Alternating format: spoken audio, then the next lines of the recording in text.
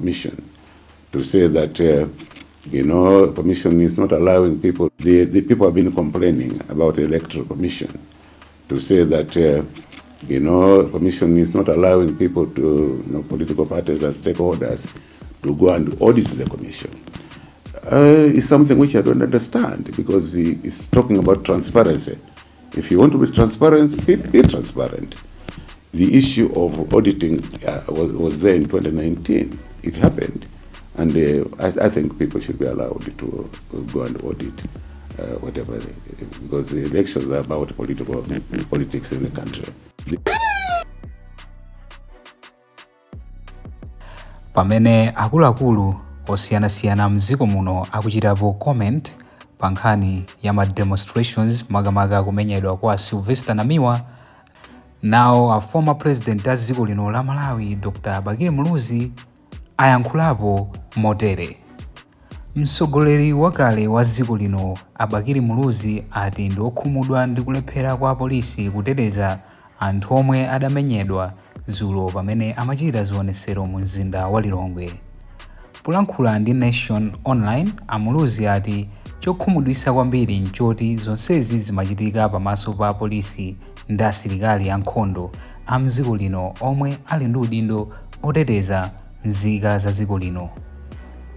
Muluzi adayankhula kuti izi ndi zokhumudwitsa ndipo ine ndiyesesa kulankhulapo ndi adindo komanso atsogoleri a zipani kuti zimenezi zithe chifukwa zikupereka mantha makamaka pa nthawi ino pamene kwangosala masiku ochepa kuti chisankho chichitike, anatero Muluzi, omwe ofisi yawo yatulutsanso chikalata chofotokoza nkhawa zawo pa nkhaniyi.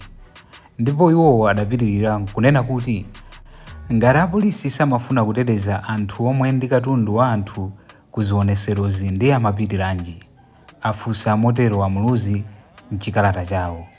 Kupatula Muluzi, mabungwe omwe si aboma, akazembe, amayiko aku Ulaya nawonso azuzula chipolowechi. Mtsogoleri wa dziko lino Dr. Lazarus Chakwera sadalankhulepo pa nkhaniyi. So menemo ndi mmene anthu akupangira react pa nkhani ya ma demonstrations imene yachitika dzulo. Ndi mongokumbutsana timanena kuti ma demonstrations amenewa amachitika pofuna kukakamiza akuluakulu ameki kuti asinthe atsogoleri awo, komanso asinthe kapena kuti alole zipani zapadera kuti zichite audit pamene tikupita ku zisankho. So apa tikuonesani ena mwa makomenti amene anthu alembapo pa zimene ayankhula Bakili Muluzi. Tikathapo tikupasiranisoni mkulu amene amayimirira bungwe la International European pa nkhani yomweyi ya ma demonstrations, koma padakali pano anthu komanso mabungwe osiyanasiyana akuyankhulapo pa za nkhani imeneyi imene yachitika dzulo pa 26 June 2025. Nde tiwerenge ena mwa makomenti amene adalembapo anthu pa komenti kapena kuti pa zimene ayankhula Bakili Muluzi kuti anthu ayankhulapo zotani. Tikatero tikupasirani zimene wayankhula mkulu amene amayimirira bungwe la EU ku Malawi kuno.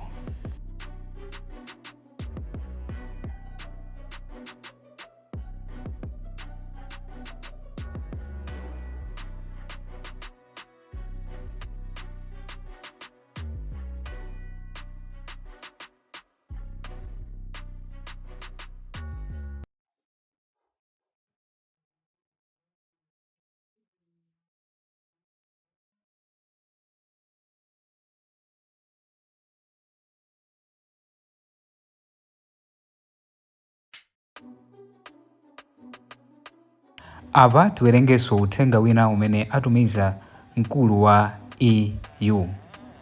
Ndipo azodi akalemba kuti the European Union has threatened to withdraw support for police training in Malawi following violent attacks on protesters in Lilongwe yesterday. EU ambassador to Malawi, Lune Skinberg, condemned the incident, which occurred in full view of Malawi police services and Malawi Defense Force (MDF), personnel who did not intervene. Ndipo akuti mkulu wa EU walemba kuti I was shocked, disappointed and disgusted by yesterday's events. So zimenezi ndi zimene walemba mkulu ameneyi kuuza azodi yake. Ndipo popitiriza alemba kuti we have been giving support to police training, but that is something we will have to reconsider if the police does not make good use of the training, if they seemingly don't intend to play their role, and if their mandate is undermined by instructions from somewhere else, he said. Skinnerback added that the EU expects a thorough investigation to identify and hold accountable those behind the attacks. So zimenezi ndi zimene wayankhula oyimirira EU kapena kuti European Union pa zimene zachitika Dzulo. Iwo waso sizidawasangalase konse. Ndipo apa tikupasireni ena mwa makomenti amene anthu kumalawi kuno athirirapo pa zimene wayankhula mkulu ameneyi poyankhula kuti sadakondwe ndi zimene zachitika Dzulo.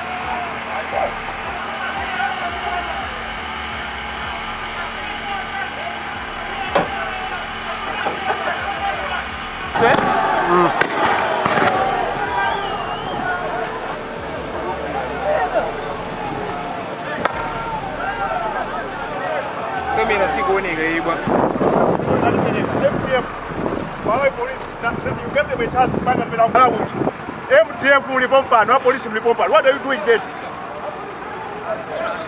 Unawapa sampata mbaya nganina.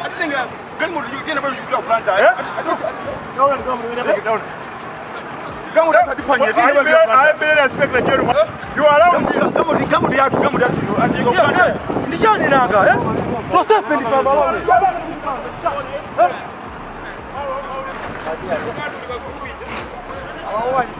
Aja polisi. Kama ndo kasa kasi. Sasa asigalo unataka.